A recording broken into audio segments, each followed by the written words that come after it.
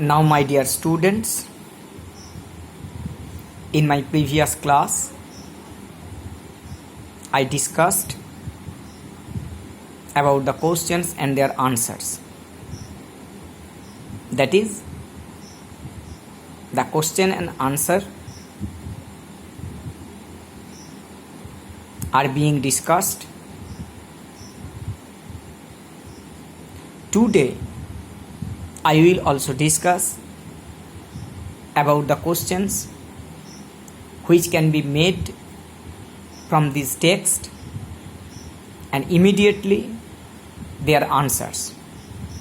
You may jot down from this video clip the possible answers and you can rewrite them and furnish them with your own ideas and vocabularies.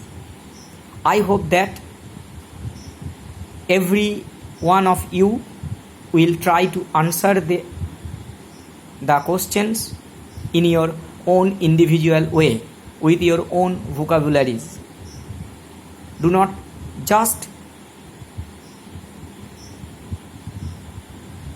copy my answer because it would be the same for all of you, and therefore take the ideas from me, take the vocabularies from me, and then venture to write your own individual answer, and it will carry a good marks. Now, in my previous class, I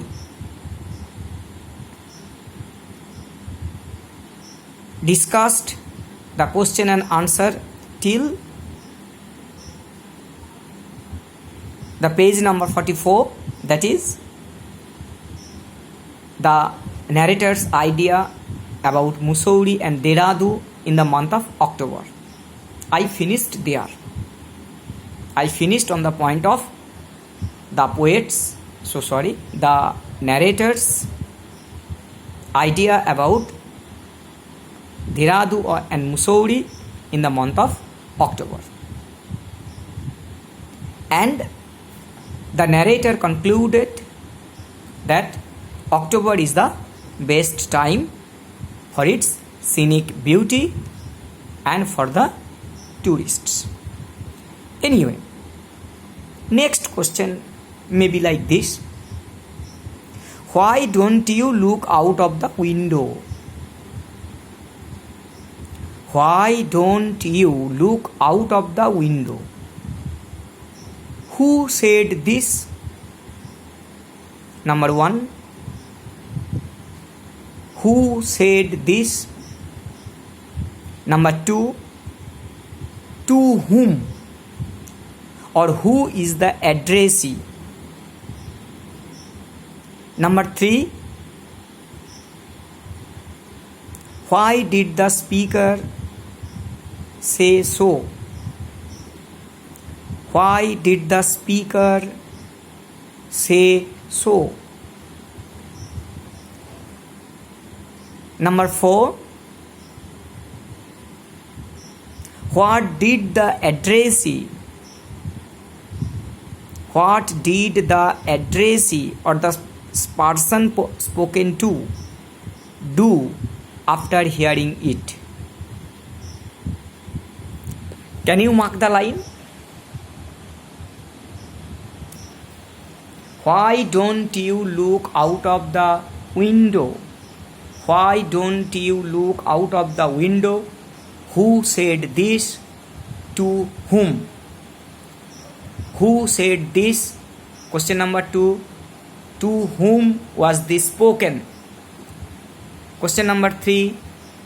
Why did the speaker say so? Question number 4. What did the addressee or the person spoken to do after hearing this?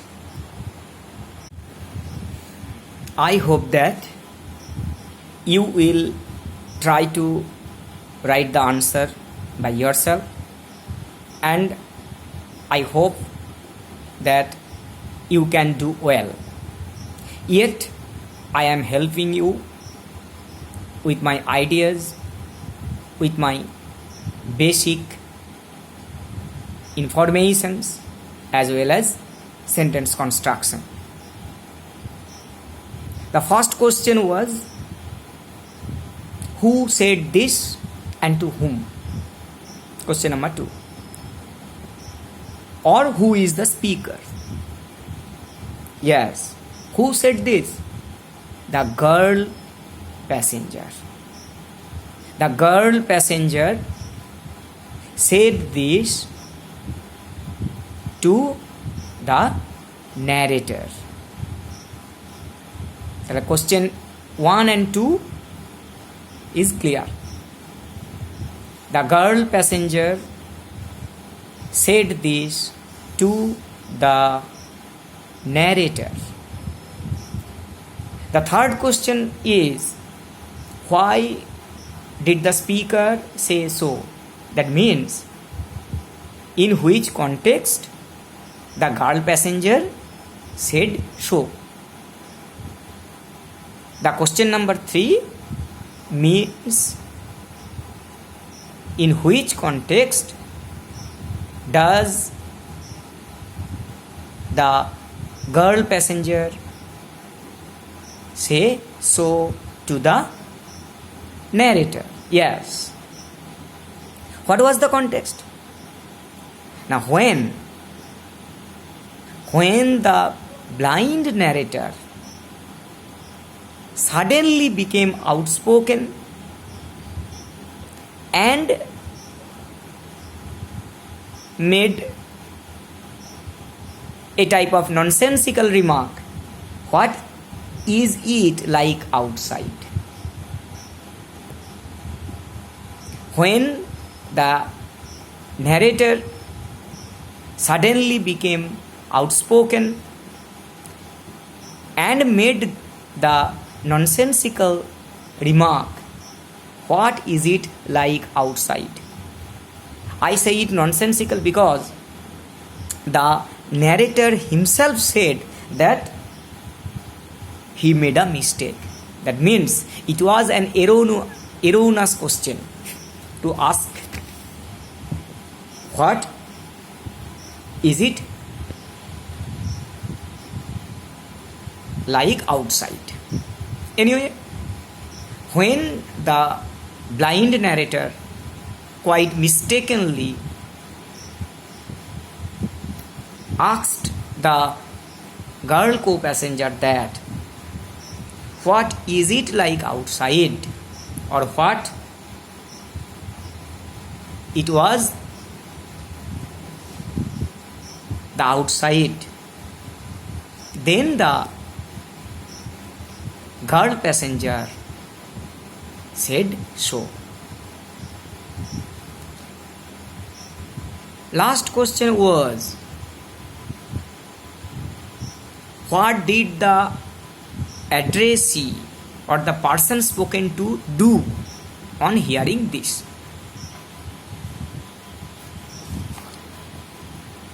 On hearing it, or on hearing the remark from the girl co-passenger, the narrator moved easily along the berth and felt for the window ledge. And he began to feel what the outside was, or what was going on outside the train. The window was open and he faced, making a pretense of studying the landscape. That means he pretended that he was studying the landscape outside. He has to pretend because he is blind, and therefore he pretended to study the landscape outside. And then he heard the panting of the engine, the rambling of the wheels, and can perceive the passing of the telegraph posts.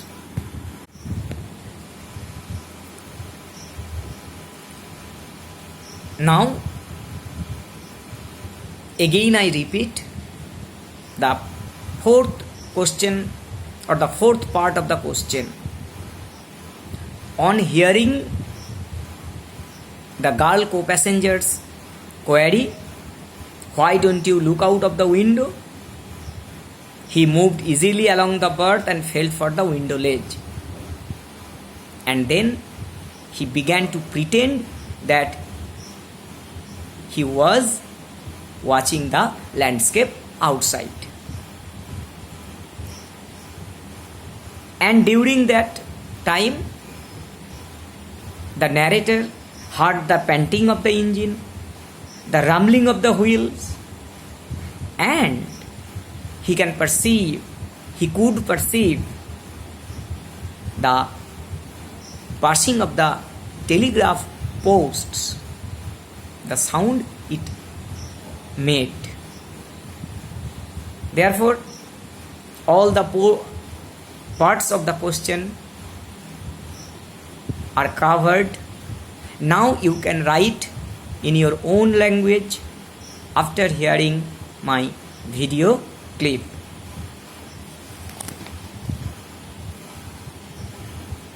The next question can be like this, and it is an important one because in most cases this line is quoted and various questions are asked out of this line. You have an interesting face. You have an interesting face. Who said this and to whom? What did the addressee say on hearing it? What did the addressee say on hearing it? What did the speaker say after that? 4 questions. Question 1. You have an interesting face. Who said this? Question 1. Who said this? Question 2. To whom it is said? To whom it is said? Question 3. What did the addressee or the person spoken to reply on hearing it? And the question 4 or the part 4. What did the narrator or the speaker, what did the speaker say after that? 4 questions. You have an interesting face. Yes, who is the speaker? The narrator. The narrator is the speaker.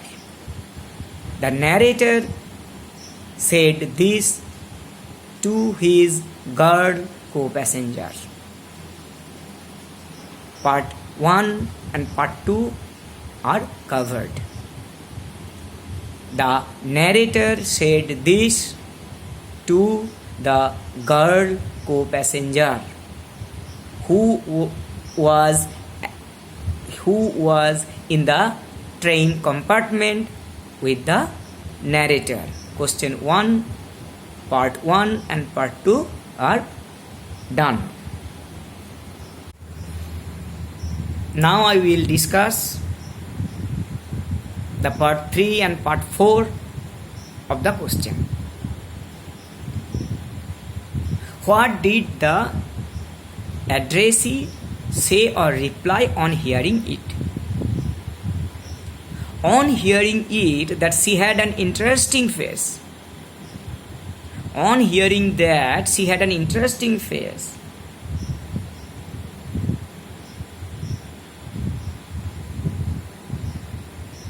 The girl co-passenger replied that it's nice to be told that she had an interesting face.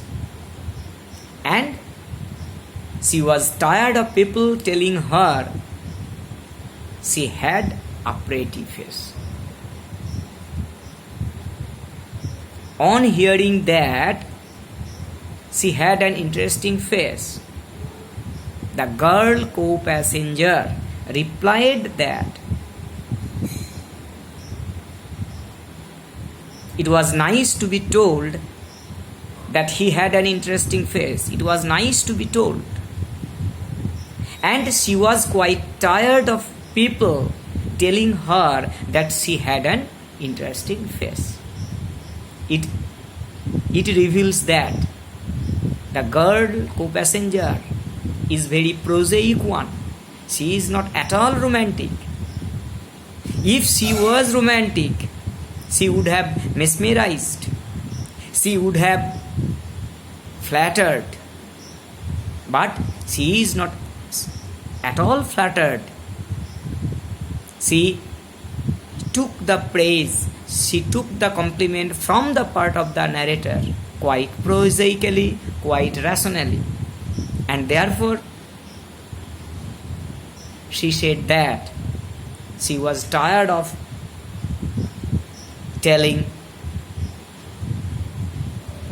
people telling her that she had a pretty face.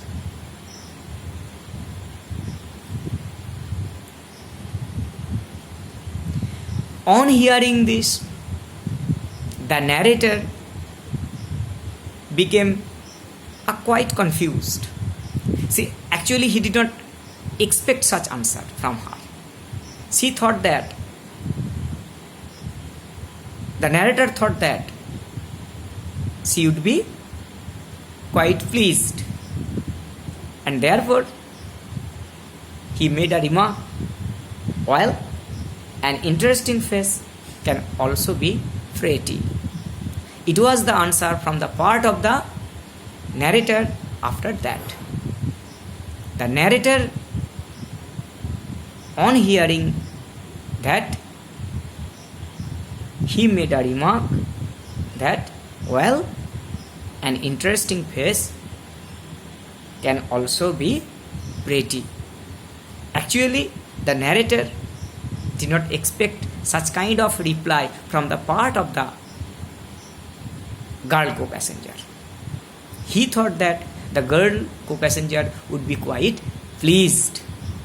But her remark revealed that she was a very prosaic and a very rational one. And therefore, the narrator was quite unready for such remark, and he ultimately made a common comment. An interesting face can also be pretty. Thank you.